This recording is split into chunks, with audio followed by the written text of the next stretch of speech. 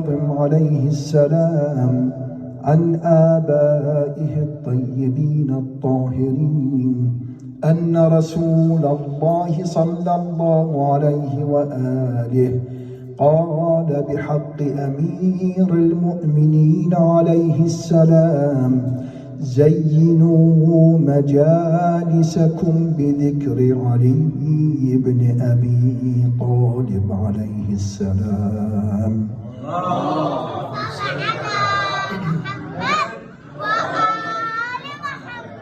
لسلامة المولى وقبول المجلس أعيدها ثانية.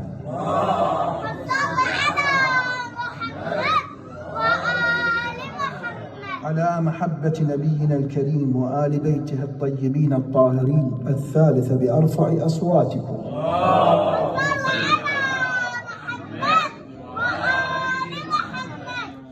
الحديث الوارد عن النبي المصطفى والمنقول عن باب الحوائج موسى بن جعفر عليه السلام يتطرق إلى فضيلة من فضائل أمير المؤمنين عليه السلام.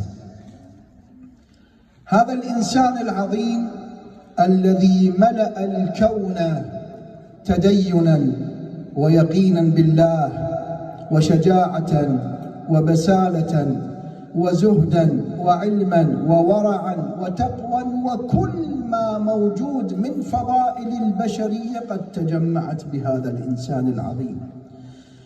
وكان النبي المصطفى لا يدع شارد ووارد إلا وذكر عليا، يذكر له فضيلة من فضائله ويحذر الأمة من معاداته، من قتاله، من بغضه. ولطالما ذكر لهم أن هذا الشخص الذي اسمه علي هو ميزان الحق والباطل، هو ميزان الإيمان والنفاق. وقال لهم بقول مشهور معروف: يا علي لا يحبك إلا مؤمن ولا يبغضك إلا.